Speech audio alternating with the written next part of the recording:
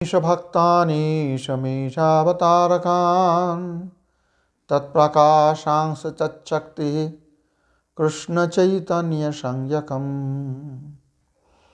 पादो यदीयौ प्रथमो द्वितीयौ तृतीयो तुर्यौ कथितो यदुरु नाभिस्तथा पञ्चमेव षष्ठौ भूयान्तरर्धोर्युगलं तथान्यो कंठस्तुराय नवमो यदियो मुखारविन्दं दशमः प्रफुल्लम् एकादशो यशललाटपटं शिरोऽपि तु द्वादशैव भाति तमादिदेवं करुणानिधानं तमालवर्णं सुहितावतारम् अपार संसार समुद्र सेतुं भजामहे भागवत स्वरूपं निगमकल्पतरोर्गलिताङ्गफलं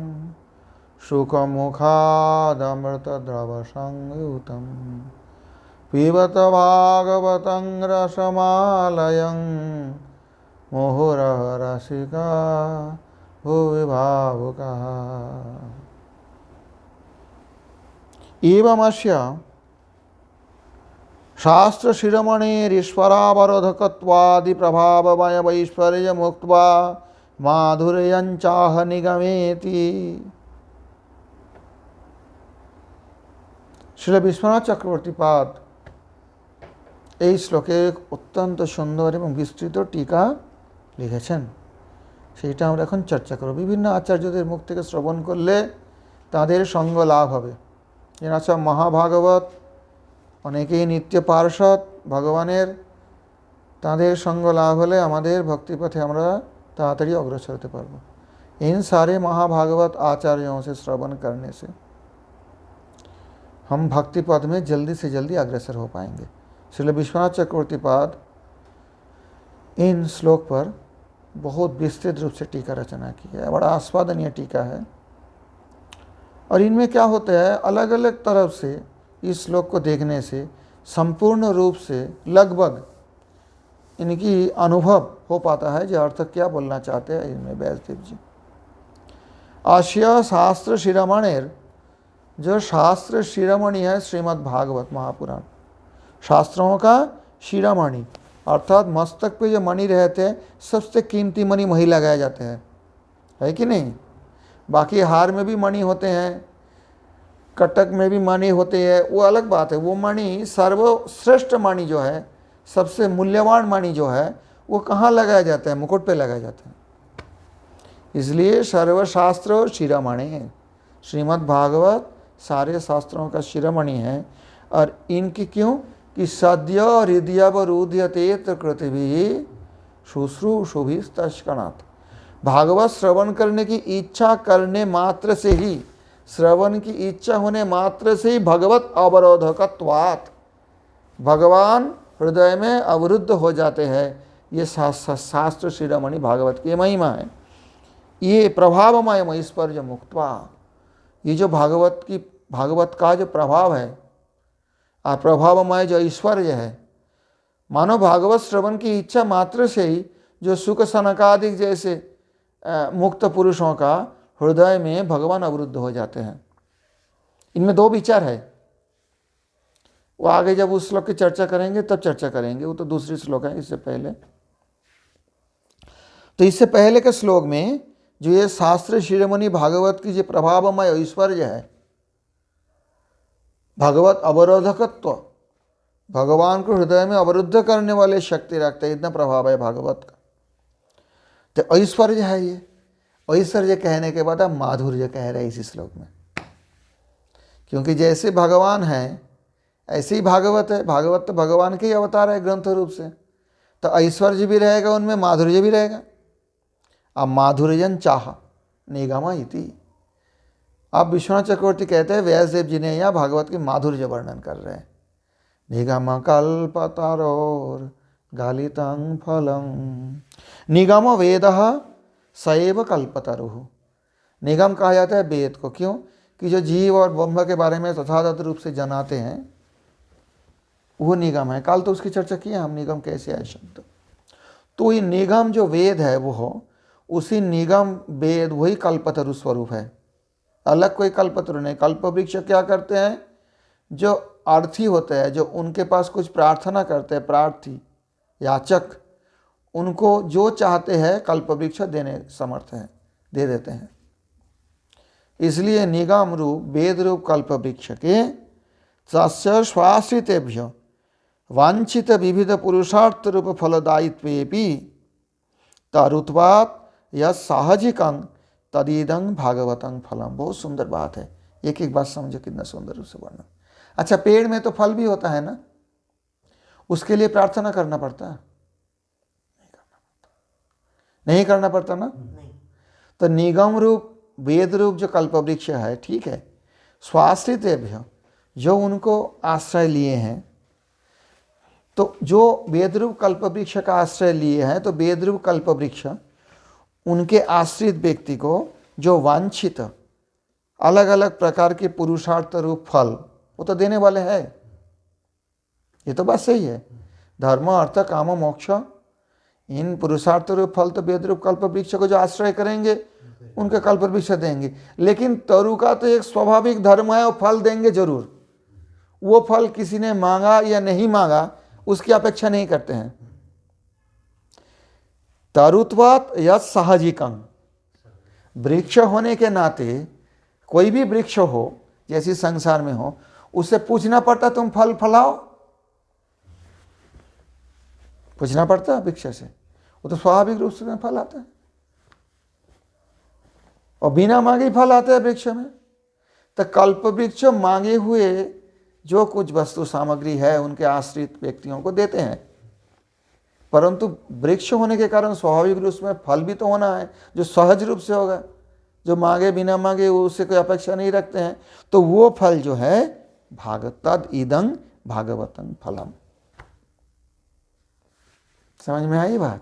वेद रूप कल्पवृक्ष का जो सहज फल है, मांगो ना मांगो वृक्ष तो फल देंगे ही, वो फल है भागवतम। श्लेषेना, और श्लेष अलंकार एक होता है। श्लेष अलंकार के मतलब होता है, एक तो सीधा बताया गया, एक उसमें कुछ छिपा हुआ होता है। जैसे कोई क्रोध से बोलते हैं ना किसी को, तुम तो बड़े धनी हो गए हो, इसका मतलब नहीं है कि धनी हो गए, लेकिन श्लेष रूप से कहा जाता है। हाँ, तो वो श्लेष अलंकार भी एक होता है साहित्य में। यहाँ श्लेष अलंकार दिखा जाए, श्लेषेण भगवत स्वामी कमिदं तेनैव स्वभक्तेभ्य दत्तमिति तान विना न कश्यापि अन्नस्य अत्र स्वत्पारोपे शक्ति रीति भावा। श्लेषार्थ में होता है क्या, देखो फल किसका मिलता है, पेड़ का जो मालिक है। वो तो मेरा पेड़ है, मैंने लगाया, तो फल कौन खाएंगे? मैं ही तो फल का अधिकारी हूं ना, चाहे मैं किसी को दूं नहीं दूं मेरे पर है। जो वृक्ष के स्वामित्व जिनका है, जिस जमीन में वृक्ष लगा हुआ है, तो उस जमीन का जो स्वामी होते हैं, मालिक होते हैं, वृक्ष का स्वामित्व उन पे होते हैं, और उसी वृक्ष का फल पर स्वामित्व भी उनका ही होता है। आप मानो वेद रूप कल्पतरु, उनके कोई भी आश्रय लिया और आश्रय लेके धर्म अर्थ काम मोक्ष कुछ भी मांगे उनको देते हैं, परंतु उस वृक्ष का जो स्वाभाविक फल है वो किसको मिलेगा? उनको मालिक को मिलेगा ना। तो मालिक कौन है? श्लेषार्थ में मालिक कौन है? भगवान है। भगवत स्वामी कमिदं। वेद क्या है? वेद भगवान के श्वास है। याद निश्चिता, ये उपनिषद में है, वेद में वाक्य है, ऋग यजुः अथर्व। तो भगवत, उनका मालिक कौन है? भगवान है। तो भगवत जो स्वामी है उसी पेड़ का, तो अपने स्वभक्तेभ्य दत्तम, अपने भक्तों को वो फल भगवान दिया है, और वो भक्तों छोड़ के और किसी का इसमें स्वत्व आरोप करने की शक्ति नहीं है। धर्म अर्थ काम मोक्ष तो किसी मांग सकते हैं, किसी भी कल्पवृक्ष से वेद रूप वेद देंगे, परंतु ये जो स्वाभाविक फल है वेद रूप कल्पवृक्ष के जो स्वतः सहज फल है भागवत, ये भगवत स्वामी है। भगवान ही इस पेड़ का स्वामी है, और भगवान अपने भक्तों को दे दिया है, तो उसी भक्त अगर किसी को देंगे तब मिलेंगे, नहीं तो कोई उस पर कोई अपने स्वत्व आरोप नहीं कर सकते, अधिकार नहीं जता सकते हैं कि ये मेरा है। धर्म अर्थ काम मोक्ष ले, काम मोक्ष ले, धर्म अर्थ काम मोक्ष तुम वेद रूप कल्प वृक्ष से मांग लो, कोई मतलब नहीं है, लेकिन जब तक भक्त नहीं देता है तुम्हें भागवत नहीं मिलने वाले हैं। समझ में आई बात? स्पष्ट है? आगे चलते हैं। गलितमिति वृक्ष पक्वत्वया स्वयमेव पातितं न तो बलात् पातितमिति। इसका प्रमाण भी है, ये पहले विश्वनाथ चक्रवर्ती प्रमाण तो इसमें उल्लेख नहीं किया, परंतु प्रमाण क्या है? श्रीमद्भागवतम पुराणममलं यद वैष्णवानां धनम। द्वादश स्कंध में जाके एकदम अंत में ये बात तो बताया गया है ना, श्रीमद् भागवत में ही बताया गया, वैष्णवानां धनम। ये मायावादी के धन नहीं है, ये निर्विशेषवादी के धन नहीं है, शाक्त शैव और सौर गणपत्य इनके धन नहीं है, वैष्णवानां धनम। ये पुराण अमल, अमल प्रमाण श्रीमद् भागवत वैष्णव का धन है। तो यहाँ बोला कैसे वैष्णव का धन हुआ? अरे भाई, इस वेदरूप कल्पवृक्ष का स्वामी तो भगवान है। कहते हैं भगवान अपने वैष्णव को दिया है ये फल। वैष्णव किसी को देंगे तो उनको मिलेगा, नहीं देंगे तो नहीं मिलेगा। इसलिए महाप्रभु रघुनाथ दास गोस्वामी जी को निर्देश दिए थे, जाहो भागवत पढ़ो वैष्णव स्थाने, वैष्णव स्थाने भागवत करियो अध्ययन। दो बात बोले थे उनको, हरि नाम करो, वैष्णव स्थान में भागवत अध्ययन करो, काशी में रह के, पिता माता का शरीर अंत होने के बाद वृंदावन में जाके रूप सनातन के पास रहना। भागवत पढ़ो सदा लहो कृष्ण नाम, अचिरे करीबे कृपा कृष्ण भगवान। रघुनाथ भट्ट जी को बोले थे ना। तो किसी का इसमें अधिकार नहीं है।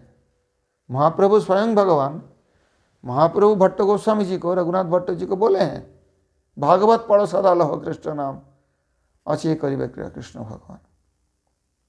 उनको भागवत दिए थे, उनकी कृपा से भागवत मिलते हैं। महाप्रभु स्वयं, इधर बैठो, गयाधर पंडित जी से भागवत श्रवण करते पुरी में, और नयन के अश्रु से भागवत की पन्ने प्रवाहित हो जाते गयाधर पंडित जी के। रोज सायंकाल महाप्रभु गदाधर पंडित जी से भागवत का श्रवण करते। गलितम फलं, एक एक शब्द का देखा, निगम कल्पतर और फलं, सिर्फ फल नहीं है ये, निगम कल्पतर गलितं फलम। गलितमिति वृक्ष पक्वत्वया, गले हुए मतलब एकदम पेड़ में ही पक गए। स्वयमेव पतितं न तो बलात् पातितमिति। ये वेदरूप वृक्ष स्वयं ये फल प्रदान की है, जबरदस्ती इसको नहीं गिराया गया। गलितं फलं होने से क्या होता है? अपने आप गिर जाते हैं, पूरे पक जाते हैं जब, और थोड़ा सा भी कमी रह जाए तो गिरता नहीं अपने आप, उसका जबरदस्त खींच के गिराना पड़ता फल को। स्वादु संपूर्णतं, तो इसका और एक तात्पर्य जो होता है, स्वाद संपूर्ण तभी होता है जब वो फल वृक्ष में पूरी तरह पक जाता है। अब क्या करते हैं ज़्यादातर लोग ये करते हैं कि वहाँ से फल को थोड़ा सा काला रहा आम का तो उतार लेते हैं, गिर जाएगा, उतार के उसको जो है बोरा बोरा में ढक के पकाते हैं, लेकिन उसमें स्वाद की संपूर्णता नहीं होगी, स्वाद में कमी रह जाएगा। स्वाद संपूर्ण तब होगा जब वो वृक्ष, कोई भी फल, आम का देखो, कटहल का देखो, किसी भी फल को, जब वो वृक्ष में संपूर्ण रूप से पक जाएगा और अपने आप गिरेगा तो उसमें स्वाद की संपूर्णता है, ये बात मान लो। हम सुविधा के लिए पहले उतार लेते हैं, वो बात अलग है, लेकिन उसमें स्वाद में कमी रह जाता है। श्रीमद् भागवत के स्वाद में कोई कमी नहीं है, इसलिए गलितं फलम। न च उच्च निपातनेन स्फुटितं, न च उच्च निपातनेन स्फुटितं।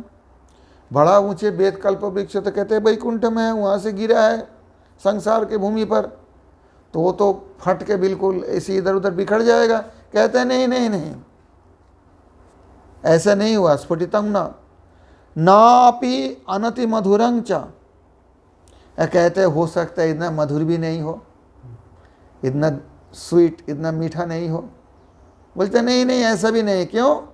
शुको मुखाद अमृत, सुकेती, तोता चोंच मारेगा जो सबसे मीठा फल में, तोता जानते हैं। तो ये प्रमाण है कि श्रीमद् भागवत रूपी जो वेद वृक्ष के फल है ये स्वाद में संपूर्णता है और इनमें शुकदेव जी का मुख से निश्चित हो गया। तो तोता ने चोंच मार दिया मतलब सबसे मधुर ही होगा। मधुरता में, मिठास में कोई कमी नहीं है इस फल में। परमोर्ध चूड़ातः श्री नारायणाद ब्रह्म शाखायां ततोधस्ता नारद शाखायां ततोधस्ताद व्यास शाखायां ततः शुकमुखं प्राप्य आतपान मधु इव अमृत द्रव संयुता। कहते हैं परमोर्ध शाखा, सबसे ऊंचा शाखा में क्या है? फल है। उनमें नारायण भगवान ने वो फल ब्रह्म शाखा में दिए हैं, ब्रह्मा जी को बोले हैं। ततः अधस्थान नारद शाखायां, उसी शाखा, उसी डाली के नीचे नारद शाखा में आए और नारद शाखा से व्यास शाखा में आए उसके नीचे। और व्यासदेव जी क्या किया? सूक जी के दिए हैं। ततो सुखमुखं प्राप्य आतपान मधु इव, आतपात मधु इव अमृत द्रव संयुतम। शुकेनैव तेन स्वचंच्वा अमृत निष्कामनार्थं द्वारमोपकृतम्। कहते फल में तो छेद करना पड़ता तब तक फल का रस निकलता है ना। कहते शुकदेव जी तो छेद कर दिया उसमें, तोता ने चोंच मार दिया तो आतपान मधु, जैसे आतप में, रौद्र में मधु एक कहा जाता है, बहुत मधुर होते हैं। तो उसी प्रकार ये जो अमृत द्रव संयुतम, और उसी अमृत कैसे निकल गया ना? शुकदेव जी के मुख से। देखो व्यासदेव जी के मुख से निकला, ये बात नहीं कहा जा रहा है। शुकमुखात क्यों, इसके आगे चर्चा करेंगे हम। जहाँ सुखदेव जी परीक्षित महाराज जी को भागवत श्रवण कराया, वहाँ तो व्यासदेव जी भी बैठे थे, उनके गुरु भी बैठे थे, नारद जी भी थे। उन किसी को भागवत वक्ता के रूप में चुना नहीं गया। परीक्षित महाराज जी का प्रश्न उत्तर देने के लिए किसी को नहीं चुना गया। सुखदेव जी को क्यों चुना गया, ये आगे हम लोग चर्चा करेंगे, इसकी बात है। समझ में आई बात? शुकमुखं प्राप्य शुकेनैव तेन स्वचंच्वा अमृत निष्कामनार्थं द्वारमपि कृतम्। शुक जी ने अमृत का निकालने के लिए उसमें द्वार भी बना दिया, छेद भी कर दिया उसी फल में। अथ च तेन स्वादितत्वात् अतिमधुरं ततः सूतादि शाखातः शनैः शनैः पतनाद् अखंडितं। शुकदेव जी उसमें अमृत निस्सरण के लिए रास्ता बना दिए हैं और उन्होंने सूत जी को सुनाए। सूतादि शाखातः शनैः शनैः पतनात्। शुक आदि सूत गोस्वामी शाखा, उसके बाद एक के बाद गुरु परंपरा, शनैः शनैः धीरे धीरे गिरा है। अखंडितं, इसलिए वो खंडित नहीं हुआ, स्फुटित नहीं हुआ, टूट नहीं गए, फल अखंडित है। तेना गुरु परंपरा बिना स्वबुद्धि बलेन आस्वादने श्री भागवतस्य खंडितत्वे पानाशक्ति सूचिता। गुरु परंपरा छोड़ के अपने बुद्धि विद्या बल से आस्वादन करने से भागवत का खंडित आस्वादन होगा, संपूर्ण आस्वादन नहीं हो पाएगा। पानाशक्ति ही सूचिता। ननु कथं फलमेव पातव्यम इत्यतः रसमिति। कहते हैं पीबत भागवतं रसम। अरे फल कोई पिया जाता है क्या? फल तो खाया जाता है, तो यहाँ पीने की बात क्यों बता दिया? कहते हैं रसमय है। निगम कल्पतरोर गलितांग फलम शुकमुखादमृत द्रव संयुतम पीबत भागवतं रसम आलयम। तब फल में वो पातव्य। अब तो अद्भुत बात है, व्यासदेव जी कह गया फल को पी जाओ।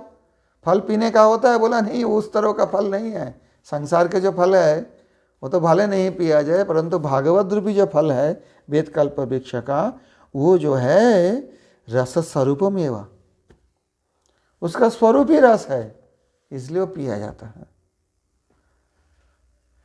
न अत्र तगष्टादि हेयांश अस्ति इति भावः, इनमें त्वचा अर्थात छिलका, गुठली आदि हेय अंश नहीं है, इसलिए पी जाओ। लयो मोक्ष शालक्यादि जीवन मुक्तत्वं वा तमभिव्याप्य तत्र भगवत लीला गान प्रसिद्धे। कह कब तक पियो? आलयम। अब लय किसको कहेंगे? अपने अपने अलग अलग व्याख्यान है। लय के मतलब मोक्ष भी होता है, लय के मतलब शालक्य आदि जीवन मुक्त तत्व भी होता है। तो कोई शालक्य मुक्ति प्राप्त कर लिया, भगवान के वैकुंठ लोक में पहुंच गए, क्या वहां भी पाठ करेंगे? बोला वहां भी करेंगे। क्यों? कि तम अभिव्याप्य तत्र भगवत लीला गान प्रसिद्ध है। कहते हैं वहाँ वैकुंठ में भी वैकुंठ पार्षद लोग भगवान की लीला गानी तो करते रहते हैं, इसका वर्णन है, प्रसिद्ध है। तो वहाँ जाके भी भागवत नहीं छोड़ना। आलयम लयम अभिव्याप्य यद्वा लय रसास्वाद जनित प्रलय। और लय एक मृत्यु की भी माना जाता है ना, तो रसास्वाद जनित प्रलय। प्रलय क्या होता है? 10 दशा का अंतिम दशा है प्रलय। सुना है ना आप लोग, मैं तो चर्चा किया है, इसलिए मैंने उसको पहले पढ़ाया, नहीं तो ये सब शब्दों का समझना मुश्किल हो जाएगा। तो ये भी कहा जाता है लय रसास्वाद जनित प्रलय अष्टमः सात्विक स्तत्पर्यंतम। सात्विक विकार में क्या होता है? स्ते शंभ सेद रोमांचा स्वरभेदत बेपथु वैवर्णमश्रु प्रलय इत्यष्टौ सात्विका स्मृता। ये जो प्रलय है अष्टम सात्विक भाव, प्राय मृत्यु जैसा, नहीं मृत्यु नहीं है ये।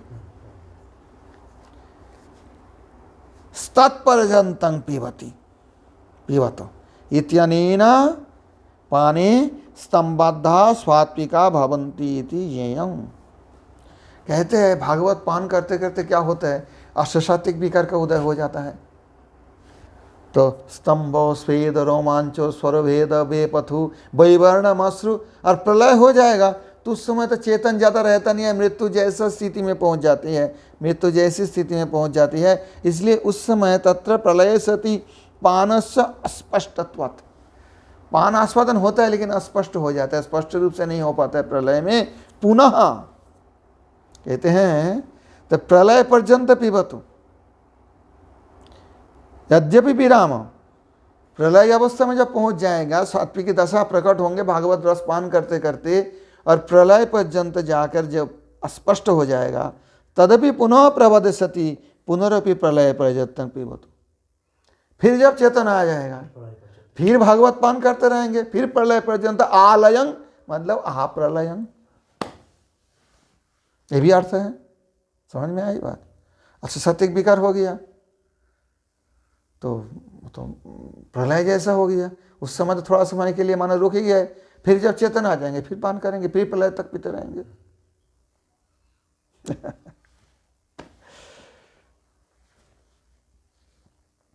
न तो त्याजत, छोड़ना नहीं इसको, वह पीते रहो, छोड़ेंगे भी नहीं। क्यों छोड़ेंगे? ये अष्टसात्विक विकार तो परम आनंद देने वाले हैं। बाहर में देखने से अश्रु निकाल रहे, अश्रु दुख का अश्रु नहीं है, वो दुख का आनंद के अश्रु है। वो संसार के कोई आनंद नहीं है, ये संसार के आनंद से बहुत परे है वो तो इसलिए वो छोड़ेंगे नहीं। यद्वा, और ये भी होता है, मुहुरिति पीतस्वापि पुनः पाने स्वादाधिकमेवत अह इति अति विस्मय रसिका। आलय मतलब स्वाद अधिक होता है, बार बार पान करने से और ज़्यादा स्वाद लगता है। सांसारिक कोई रस हो तो थोड़ा समय पान करने के बाद फिर अच्छा नहीं लगता है ना, झिक जाते हैं, परंतु ये पान करके कोई झिकते नहीं है, कोई अतृप्ति नहीं होती है। पुनः पुनः स्वादाधिक्यमेव इति अहो रसिक, अहो मुहुर अहो, मुहु बार बार, अहो इति विस्मय। अहो शब्द जो है विस्मय बोधक शब्द है।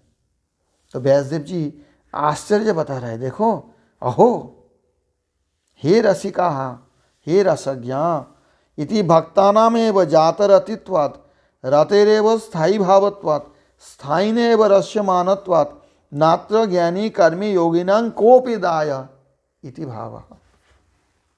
ये बात समझ गए आई नहीं आई? कहते हैं ओहो इति अति विस्मय रसिका पिबत भागवतं रसमालयं मुहुरह रसिका भुवि भावुकः। अह रसिका हे रसज्ञा, ये भक्तानामेव, यह भक्त है उनका ही तो रति उत्पन्न होता है। और रति उत्पन्न हो तो रति सामग्री मिलन से रसत्व होते हैं। समझ में आई? रति रेव स्थायी भाव, स्थायी भाव है ना। दास्य रस में रति कौन है? दास्य रति स्थायी भाव है। तो स्थायी भावत्व स्थायी नेव रस्वमानत्व, स्थायी भाव हो और स्थायी भाव के साथ विभाव अनुभाव सात्विकी संचारी भाव के मिलन से रसता प्राप्त हो। तो न अत्र ज्ञानी योगी कर्मीणां कोपि दाय, इसमें ज्ञानी योगी कर्मी का कोई दाय नहीं है इसको पान करने की। भक्तों के लिए बोला जा रहा है, क्योंकि ज्ञानी योगी कर्मी का तो ये होगा नहीं रति रस तो नहीं होगा। तो रस नहीं होने से फिर उसमें रसोज्ञ कैसे, रसिक कैसे बनेंगे? वो रसिक तो भक्त ही बनते हैं ना। इसलिए ना भी कोई दाय, उनका दाय नहीं बताया जाए। तुम्हारा रिस्पॉन्सिबिलिटी नहीं है। दाय मतलब रिस्पॉन्सिबिलिटी, जिम्मेदारी।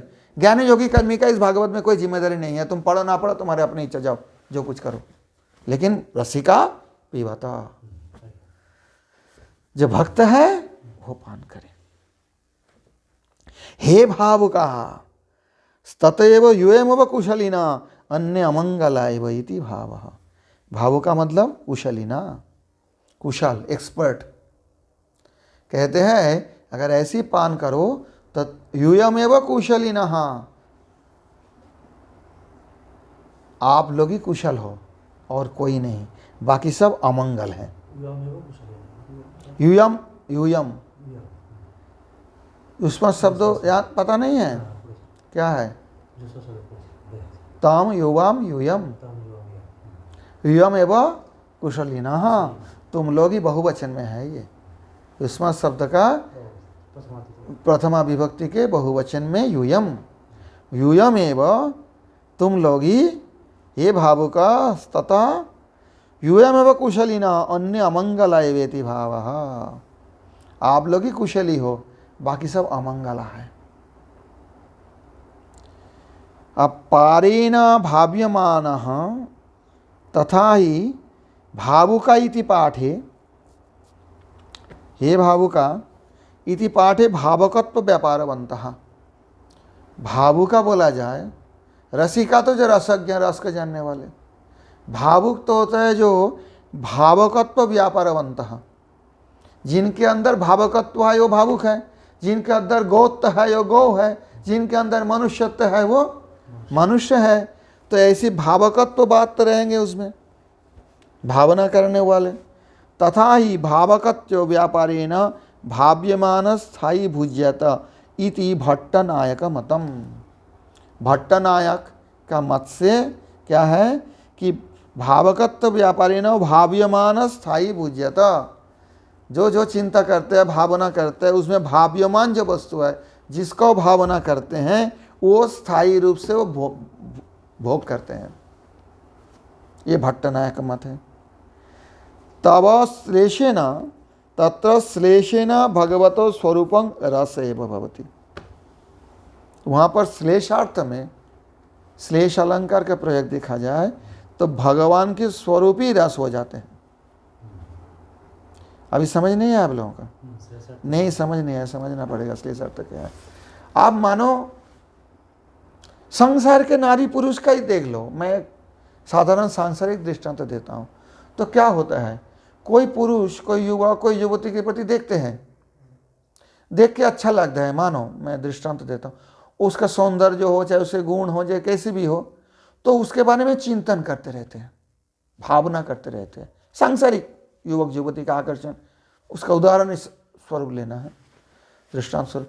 तो चिंतन करने क्या होता है, उसको चिंतन करते करते उसी का आस्वादन करते हैं रूप को। हालांकि युवती तो कहीं और है, हो सके उसके साथ वो युवक का संपर्क भी नहीं है, परंतु उनके चिंतन के द्वारा वो युवती उनके लिए रस स्वरूप प्रतीत हो रही है। आस्वादन कर रहे, अच्छा लग रहा है, जब तो चिंतन कर, नहीं तो क्यों करेंगे? प्राप्त तो नहीं हुआ, वो तो कहीं है, युवक कहीं है, परंतु वही बात जो भट्टनायक मत में है, भाव्यमान स्थायी भूयते इति। तो ये श्लेष प्रयोग किया जाए तो हे भावु कहा, मतलब जो भगवत चिंतन करते हैं उनके भगवत स्वरूपम रस एव भवति, उनके लिए भगवत स्वरूप ही रस रूप से उनका आस्वादनीय होते हैं। समझ में आई बात? दृष्टांत से समझ गए बात? तो इस प्रकार जो भावुक भगवत चिंतन परायण, भगवत भावना परायण है, उनके लिए भगवत स्वरूप जो है वही उनके लिए रस बन जाता है, रस एव भवति। तथा ही तैत्तिरीय उपनिषद, प्रमाण कहाँ है? अब कह देने से तो बात नहीं चलेगा, इतना खतरनाक बात हमने बोल दिया। हम लोग तो प्रार्थना करते हैं ना, युवतीनां यथा योनि योनांच युवत यथा। हाँ बोलो, जानते नहीं है? ये पूजा के बाद तो प्रार्थना होती है, रोज अर्चन के बाद, मनो में रमतांत। तो उसके मतलब क्या होता है? वही बात जो है मैं दृष्टांत दिया। युवती जैसे युवक के प्रति स्वाभाविक रूप से आकृष्ट होते हैं, युवक जैसे युवक के प्रति स्वाभाविक रूप से, युवक जैसे युवती के प्रति, युवती जैसे युवक के प्रति स्वाभाविक रूप से आकृष्ट होते हैं, उसी प्रकार हमारे मन अब में रमन करते रहें तो उससे भावना बनता है। भावना बनते होने से क्या होता है? वो भगवान रस स्वरूप बन जाते हैं उनके लिए। और तैत्तिरीय उपनिषद का प्रमाण दिए है, वेद प्रमाण है, वेद मंत्र में ब्रह्मविदाप्नोति परम, जब ब्रह्मविद वो परम वस्तु को प्राप्त कर लेते हैं। इति इत्युक्त्वा ब्रह्मण सकाशात् आकाशादि क्रमेण अन्नमय विराट पुरुष पर्यन्तं सृष्टि मुक्त्वा ततः चान्तरन्तः क्रमेण तस्माद् वा एतस्मात् अन्यंतर। तो तैत्तिरीय उपनिषद में अन्नमय, प्राणमय, मनमय, विज्ञानमय, आनंदमय, ये 5 कोशों का वर्णन है। अर्थात जब उपनिषद पढ़ोगे उसके विस्तार रूप से समझ पाओगे आप लोग, क्योंकि इतना विस्तार करने से तो अभी अन्नमय मतलब सबसे प्रथम आके किसी शिष्य ने गुरु से पूछते हैं, वहाँ पे है दृष्टांत है, मैंने कहते ब्रह्मा जी से पूछे होंगे, जो ब्रह्म क्या है, ब्रह्म लक्षण बताइए। गौ लक्षण क्या है? शासनाधिपत्यम गौतम। तो ब्रह्म लक्षण क्या है? यतो वा इमानि भूतानि जायन्ते येन जातानि जीवन्ते यत् प्रजन्ति अभिसंविशन्ति इति तद्विजिज्ञासस्व तद्ब्रह्म। ब्रह्म जिज्ञासा, जो जिज्ञासा के जो विषय है ब्रह्म है। ब्रह्म क्या है? जिनसे सब कुछ जन्म लेते हैं। यतो वा इमानि भूतानि जायन्ते येन जातानि जीवन्ति, और जिनके द्वारा ये जीवित रहते हैं तो पालित होते हैं, संसार का पालन करता जो है। और यत् प्रजन्ति, प्रलय में जिसमें चले जाते हैं, अभिसंविशन्ति, मोक्ष के बाद जिसमें प्रवेश करते हैं पार्षद बन के, वो ब्रह्म है, ब्रह्म लक्षण। तो सबसे पहले शिष्य तप किया, बोला तप करो तब समझ पाओगे। तप करके बोला गुरुजी मुझे लगता है कि अन्न ब्रह्म है, वैजानाथ अन्न ही ब्रह्म है, क्योंकि अन्न खाते हैं तभी तो जीव जन्म लेते हैं, अन्न खाते हैं तब तो जिंदा रहते हैं, और मरने के बाद अन्न ही बन जाते हैं, वो खाद बन जाता है ना शरीर। बोला अभी तुम्हारा तप पूरा नहीं है, तप करो फिर। सतपस्तप्त्वा प्राणं ब्रह्मेति व्यजानात् प्राणादेव खलु। उनका जो है चेतन धीरे धीरे धीरे धीरे उच्चतर हो रहे हैं। पहले सोचा अन्न ही ब्रह्म है, उसके बाद बोला प्राण ब्रह्म है। इसको कोश कहा जाता है, अन्नमय कोश, प्राणमय कोश, मनमय कोश, विज्ञानमय कोश, आनंदमय कोश। और अंततः गत्वा जब उसका पूरा ब्रह्मोपलब्धि हो गया तो कहते हैं आनंदं ब्रह्मेति व्यजानात् आनंदादेव इमानि भूतानि जायन्ते। समझ में आई बात? अब ये विस्तार रूप से तो नहीं कह सकता हूँ, फिर तो उपनिषद पाठ होगा। तो आनंदमय, विज्ञानमय, आनंदमय आम्नायन्ते तेपि आनंदमयस्यैव आनंदमय व्यासादित्यनेन ब्रह्मत्वं। ब्रह्म सूत्र में उसी का ही समन्वय करते हुए व्यासदेव जी ने बताया आनंदमय व्यासात, एक सूत्र है 1.1.15, उसका हम आगे चर्चा करेंगे। इत्यनेन ब्रह्मत्वं मतभेदे च तत्पुच्छस्यैव ब्रह्मपुच्छा प्रतिष्ठा, तैत्तिरीय उपनिषद में ही है। आनंदात्मा ब्रह्मपुच्छं प्रतिष्ठा इत्यनेन ब्रह्मत्वं ब्रह्मणैव प्रतिष्ठात्वं च प्रतिपादितं। ब्रह्मत्व ब्रह्मणैव प्रतिष्ठात्वं च, ब्रह्म का ही प्रतिष्ठा प्रतिपादित हुआ है, ब्रह्मपुच्छं प्रतिष्ठा। तदनंतरंच रस वैशः रसगुं हेवायं लब्धानंदी भवति। वही तैत्तिरीय आरण्यक, ये वेद का अंश है, यजुर्वेद का। तत्र श्रुतौ चासा इत्यनेन प्राक्रांत आनंदमय वा तत्पुच्छं ब्रह्म वा न परामृश्यते। पृथक पृथक उत्तरोत्तर उत्तरोत्तर अर्थ प्रकर्ष प्रतिपादिकासु अन्नमयादि श्रुतिषु अन्ते तस्याः पाठात् प्रक्रमण भंगापत्ति है। अभी अन्नमय प्राणमय ज्ञानमय, अन्नमय प्राणमय मनोमय विज्ञानमय आनंदमय, ये जो पांच एक प्रक्रम है, एक के बाद दूसरे, उसके बाद दूसरे, उसके बाद दूसरे, जैसी शिष्य का जितना आध्यात्मिक अनुभूति ब्रह्मानुभूति उच्चतर हो रहा है, सूक्ष्म हो रहा है, तो वो देख रहे हैं। पहले सोचा अन्न से ही सब जन्म लेते हैं, बाद में देखा नहीं ये तो ब्रह्म नहीं है, तो फिर प्राण ब्रह्म है, नहीं वो भी नहीं, मन ब्रह्म है, हैं? धीरे धीरे उत्तर उत्तर उत्कर्ष लाभ कर रहे हैं। परंतु अंते इसके बाद में जब रस वैसा बोल दिया, फिर प्रक्रम तो टूट गया। आनंदमय ब्रह्म आनंदमय अभ्यासात सूत्र भी है, उसको हम चर्चा करेंगे आगे। स प्रसिद्ध वै निश्चितं रसैव आनंदमयात्, तो इसलिए प्रक्रम भंग तो नहीं होगा। वो जो आनंदमय ब्रह्म है, स प्रसिद्ध वै निश्चितं रसैव, वो आनंदमय जो है ब्रह्म वो रस स्वरूप है, वही भागवत रस के बारे में यह बताया गया। तथा ब्रह्मतोपि अंतर प्रकृष्ट, कहते हैं जो ब्रह्म उससे भी अंदर में जो है ब्रह्म का वो ज्यादा प्रकृष्ट है, अर्थात ज्योतिरभ्यंतरे रूपं श्याम सुंदरम। ब्रह्म ज्योति तो बाहर से दिखते हैं, उसका अभ्यंतर में जो रूप है श्याम सुंदर वो और उत्कृष्ट है। जैसा गीता में कहते हैं भगवान ब्रह्मण ही प्रतिष्ठाम, मैं ब्रह्म का आश्रय हूं। अर्थात जो भगवत स्वरूप है, वो भगवत धाम है, उनको जो बही तेज मंडल है वो ब्रह्म है, तो उसका आश्रय कौन है? भगवत धाम है, भगवत स्वरूप है ना? उनका ही तो तेज है ब्रह्म, निर्विशेष ब्रह्म जिसे कहते हैं। तो ब्रह्मण ही प्रतिष्ठा हम, तो बाहर के ब्रह्म से जितना अंतर जाओगे उतना आनंद अधिक मिलेगा। आनंदमय प्राचुर्यार्थ मायट प्रत्यय, विकारार्थ में भी मायट प्रत्यय होता है। इसमें शंकराचार्य ने कह दिया इस सूत्र ही गलत है। इसको मैं व्याख्या करेंगे आगे।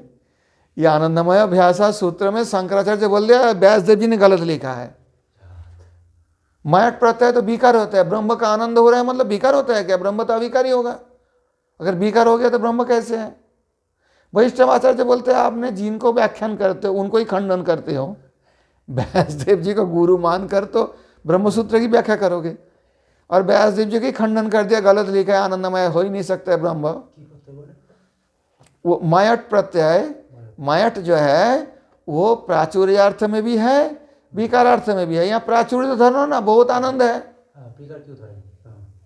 नहीं इसलिए धरेंगे। शंकराचार्य तो आज अन्न में नहीं कह सकते हैं ना, ब्रह्म मतलब कुछ नहीं उनके लिए, कुछ नहीं तो आनंद भी नहीं, इसलिए बोला सूत्र ही गलत है। तो ये बात है। तो आनंदमय के मतलब प्राचुर्य अर्थ में बहुत आनंद है उसमें। जितना ब्रह्म से परमात्मा से भगवत जितना अंदर में प्रवेश करेगा उसी तत्व का आनंद की प्राचुर्य अधिक होती है। समझ नहीं आ रही? मैं बताता हूँ, दृष्टांत देने से समझ जाओगे। जैसे सैंधव घन कहा जाता है, सैंधव घन, सैंधव मतलब सेंधा नमक, सेंधा नमक की डेली एक डेले ले लो, उसी को पानी में डाल दो, हिलाना नहीं पानी को, ठीक है? अब मान लो उसी पानी में उसको 1-2 घंटा 5 घंटा ऐसे रख दो। है क्या वो? नमक है क्या? अंदर बाहर सब तो एक ही रस है ना, नमकीन ही तो है ना। बाहर से भी चाटोगे नमकीन है, तोड़ के अंदर चाटोगे वो भी नमकीन है, वो घन रूप में है। जब उसको पानी में डाल दिया 1-2 घंटे के बाद क्या होगा, दूर से थोड़ा सा पानी लो हल्का से, कोई स्वाद नमकीन नहीं मिलेगा। उसके और नज़दीक जाओ, थोड़ा पानी निकालो और उसको जीभ में डालो, हल्का सा नमकीन स्वाद आएगा। और अंदर जाओ, जहाँ सेंधा नमक को डाला था तो गल गया वहाँ, लेकिन वहाँ पे घनीभूत रूप से है, वहाँ से ले लो तो बहुत ज़्यादा नमकीन लगेगा ना। तो जितना अंदर जाओगे ब्रह्म से, परमात्मा से, भगवान की ओर, उतना ज़्यादा आनंद मिलेगा। इसलिए आनंदमय है, आनंद प्राचुर्य। अब समझ में आई बात? तो भगवत तत्व में, सच्चिदानंद विग्रह में जो आनंद है, वो शिथिल सच्चिदानंद ब्रह्म में वो आनंद नहीं होगा, हल्का सा है, थोड़ा सा है। और कहते हैं, आप कह दिया प्रमाण क्या है? कहते हैं भागवत प्रमाण है। भगवान मुख से तो कह दिया ब्रह्म नहीं प्रतिष्ठा हम, मैं ही ब्रह्म की प्रतिष्ठा। प्रतिष्ठा मतलब आश्रय, ब्रह्मपुच्छं प्रतिष्ठा, ये कह गया उपनिषद में। भगवान गीता में कहते हैं ब्रह्म नहीं प्रतिष्ठा, मैं ब्रह्म की प्रतिष्ठा। ब्रह्मपुच्छ अर्थात एक चिड़िया के साथ दृष्टांत दिया ब्रह्म को। हाँ, मोद दक्षिण पक्ष उत्तर पक्ष ब्रह्मपुच्छ प्रतिष्ठा। तो यहाँ पर जो है ब्रह्म तो भी अंतर प्रकृष्ट, कहते हैं जो निर्विशेष ब्रह्म, ज्योति स्वरूप ब्रह्म, उनसे जो सच्चिदानंद विग्रह श्री कृष्ण, उनका श्रेष्ठत्व कैसे कह रहे हैं? बोला प्रमाण है भागवत में, मल्लानाम अशनिर्णीणांग नरवर स्त्रीणांग स्मरो मूर्तिमान गोपानांग स्वजनो शतांग क्षितिभुजांग शास्ता स्वपित्र शिशु मृत्युर्भोजपतिर्विराड विदुषां तत्वं परं योगिनां वृष्णीनां परदेवतेति विदितो रंगं गता साग्रजः। इस लोग याद नहीं है। जब कंस के रंगमंच में भगवान प्रवेश कर रहे तो वहाँ 12 प्रकार के लोग थे जो अलग अलग रूप से दर्शन किया। जा की रही भावना जैसी प्रभु मूरत देखी तीन तैसी, एक भावना है ना, कहा जाता है। तो जिसको जैसी भावना है उसी हिसाब से देखा है। मल्लानाम अशनि, मल्लों ने देखा तो वज्र जैसे हैं। कोमल बालक है, 11 साल 2 महीने के, कौन सी अशनि वज्र है, परंतु उनके लिए लग रहे। नृणांग नरवर, इसका बहुत बड़ा व्याख्यान है। तो जो 12 प्रकार के जो थे, मल्लानाम अशनि इत्यत्र तस्मिन्नेव योगपद्येन सर्वरस साक्षात् उपलब्धे तत्र च श्रृंगारादि सर्वरस कदम्ब मूर्तिर्भगवान तदपि प्रायेण बभौ इति श्री स्वामी चरणानंद व्याख्यानांच तस्यैव सर्वरसरूपत्वं चातः श्री गीता श्री भागवताभ्यामेव रस शब्देन श्री कृष्ण एव व्याख्यातः। तो वहाँ पर जितना रस है, 5 मुख्य रस है, 7 गौण रस है, मैंने बोला 12, वहाँ पे 12 रस सब कृष्ण में ही देख रहे। तो रस कदम्ब, रसों के जो समूह है उनमें किस में है? कृष्ण में है। इसलिए गीता और भागवत में रस शब्द में कृष्ण का ही व्याख्यान किया गया है। इसलिए पीबत भागवतं रसम, भागवत का रस बोला तो भी कृष्ण है, और जो भागवत वही रस, वही रसराज श्री कृष्ण है। अतएव श्री कृष्ण का वो रूप माधुर्य, लीला माधुर्य, वेणु माधुर्य पान करो। हे रसिका, हे भावुका। ये तो पूरा टीका तो आज हुआ नहीं, आगे जाके और व्याख्यान करेंगे इसको, और सारे प्रमाण दे के इनको दिया है। क्यों पान करेंगे उसके भी बारे, हम तो ब्रह्म ध्यान करके ब्रह्म में लीन होने के चक्कर में है, हम क्यों भागवत रस पान करने जाएंगे? हमें क्या जरूरत पड़ गए? हाँ, वैष्णवों के पास क्यों जाएंगे भक्ति लेने के लिए? क्या जरूरत पड़ गए? वैष्णव का दान है। हम तो जो है कुंभों में स्नान करके मोक्ष प्राप्त कर लेंगे, हम क्यों ये सब करने जाएंगे? उसका भी व्याख्यान है क्यों करना है। आज इतना तक रहें, आगे हम और चर्चा करेंगे। इसी श्लोक पे बहुत बड़ी चर्चा है। भागवत आस्वादन है, श्रीमद् भागवतार्थानाम आस्वादो रसिक स। विश्वनाथ चक्रवर्ती रसिक है, बलदेव विद्याभूषण जी रसिक है, श्रीजीव गोस्वामी प्रभु रसिक है, प्रभुपाद भक्ति सिद्धांत सरस्वती गोस्वामी ठाकुर रसिक है। इन रसिकों के साथ भागवत रस आस्वादन करना चाहिए। ये जो 5 भक्ति अंग में सर्वश्रेष्ठ भक्ति अंग में अन्यतम एक श्रेष्ठ अंग है, श्रीमद् भागवतार्थानाम आस्वाद रसिकेशः। और सनातन गोस्वामी तो भागवत जी में कितना सुंदर बताएं, सर्वशास्त्राब्धि पीयूष सर्ववेदैक सत्फल सर्वसिद्धांत रत्नाढ्य सर्वलोकैक दृक्प्रद सर्वभागवत प्राण श्रीमद्भागवत प्रभा कलिध्वान्तदितादित्य श्रीकृष्ण परिवर्तित परमानंद पाठाय प्रेम वर्षक्षराय ते सर्वदा सर्वसेव्याय श्रीकृष्णाय नमोऽस्तु मे। कृष्णाय वासुदेवाय देवकी नंदनाय च नंदगोपकुमाराय गोविन्दाय नमो नमः।